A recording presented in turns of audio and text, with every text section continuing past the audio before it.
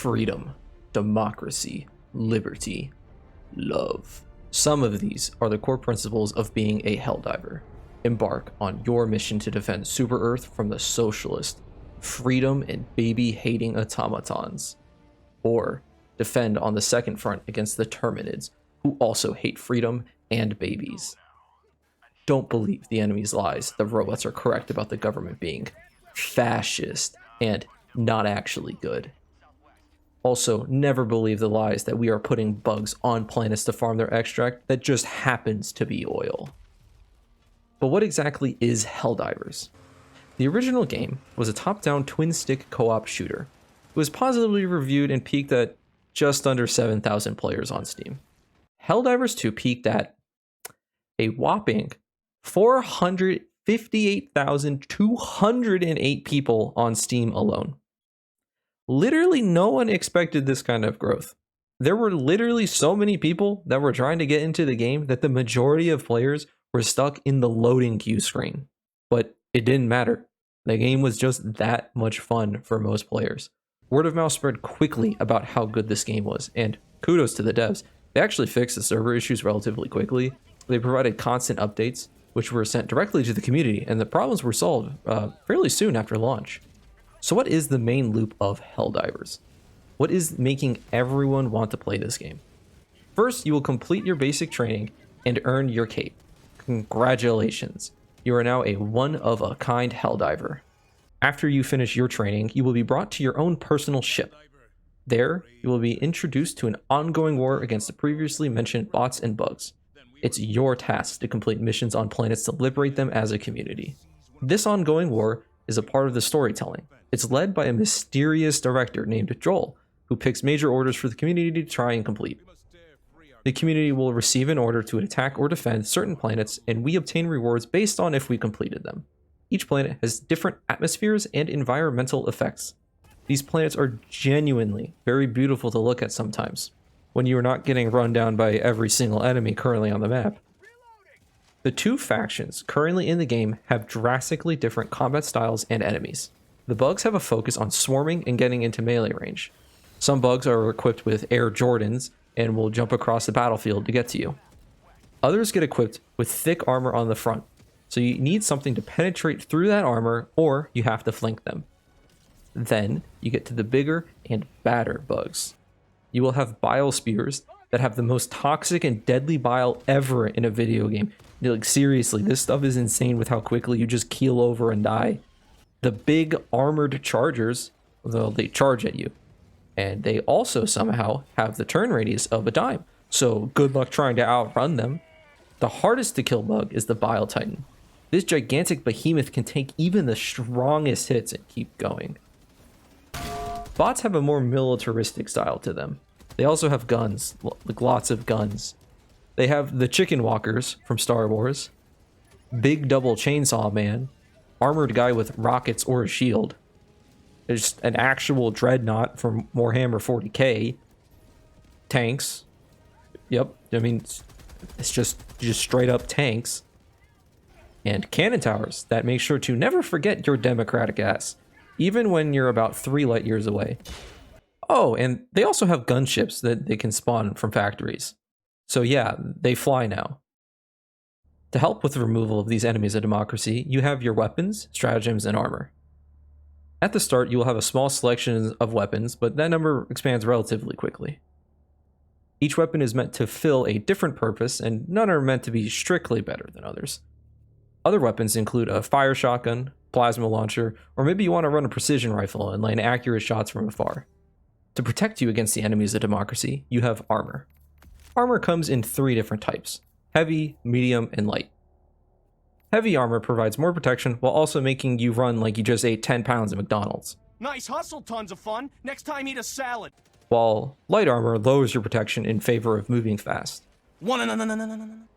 Armor chest pieces have unique bonuses that get applied when you wear them. But let's be real, I don't wear this pilot armor just because it gets me an extra 30% throw distance and extra limb health. I wear it because the drip is too damn clean. And also the 30% throw distance is really good. Now, the real fun is with your stratagems. You have a wide array of options at your disposal. You have orbital barrages, eagle and airstrikes, support weapons, and turrets. Each stratagem has a unique code that you need to be able to input to use it. So to get that powerful stratagem, you gotta quickly input that DDR sequence. What stratagem you should pick depends on what you want your loadout to do. Maybe you want something that blows up a lot of things. Take the Eagle Airstrike then. What if you need to get rid of that big mean mother hubbard that's rapidly approaching your location? Use a gun. And if that doesn't work, try the Orbital Rail Cannon Strike. Want to blow up your teammates? Just use any of the mines or the 380mm HE barrage.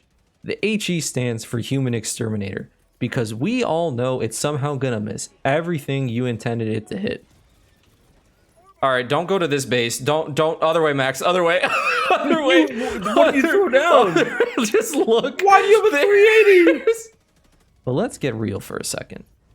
I think we all know what you want to use. You want the biggest, the baddest, the loudest, the classic up, right, down, down, down, I ain't gonna sugarcoat it 500 kilogram bomb. There are technically meta options, but meta this, meta that. Have you ever met a piece of grass before? Just use what fits your playstyle. Here are some of my favorite setups. Most things are weak to fire-based attacks. Big bungo blasts. How about the teammate killer? And then this one, the sun is a deadly laser. How do you actually go about unlocking weapons and stratagems? It's simple. Just complete missions. You will get requisitions to unlock stratagems and medals to unlock weapons and armor in the Warbond. The Warbond is this game's progression tree. They always stick around, so don't feel bad about unlocking things at your own pace. If you want to make your stratagems more powerful, you will need to extract from missions with samples you can find around in them. They come in common, rare, and super rare values. You need to play higher difficulties to be able to find the higher tier samples, and the higher difficulty missions get difficult, really difficult. But extracting and completing a mission are different things. You only need to complete the main objective to succeed in a mission. There are side objectives for you to do in a mission. You know, maybe you need to get rid of a stalker nest, or maybe the robots have a stratagem jammer. As a Helldiver, you are expected to throw your body at the enemy. Many of you will die, but many more of the enemy will die as a result. But if you want those samples, you're gonna need to extract. And you better hope that when that extract music kicks in and you realize that funny little reinforcement number is now flashing red, you better hope your ass actually brought some useful weapons and stratagems. Once you collect enough samples, you can upgrade your stratagems to get reduced cooldowns, extra barrages, or even a second 500 kilogram bomb. The last kind of material you can find on missions is super credits. These are a premium currency that you can find in bundles of 10 or sometimes 100 in missions. While playing to get footage, I managed to get around 200.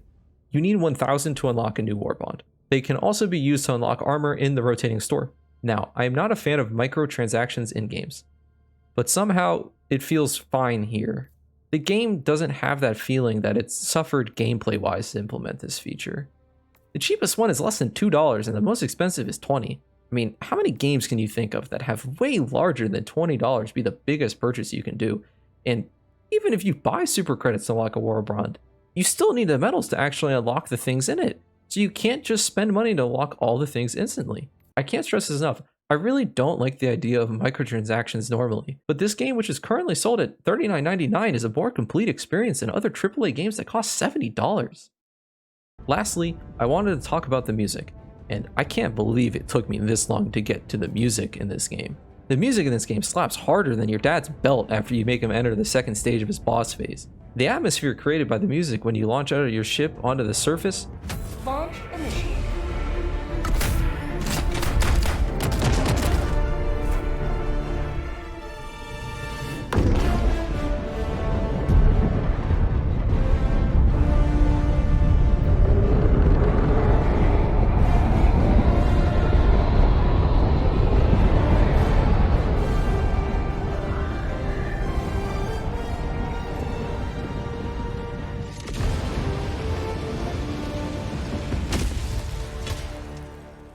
Or when you start that extraction and the music kicks in as your final stand starts. Calling in extraction.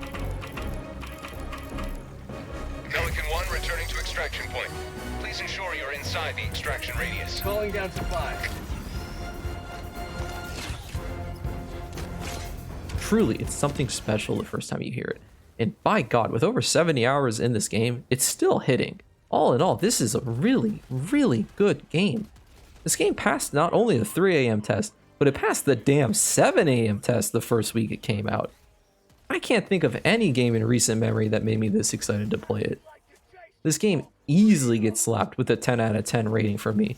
Holy shit, this game is good. Prove to yourself that you have the strength and the courage to be free. Join the Helldivers. Become part of an elite peacekeeping force! Yo, chain off of me. Chain. See exotic new life forms. I don't even know what planet I'm on right now. And spread managed democracy throughout the Oh, galaxy. wait, oh no. Become a hero. Become a legend. Become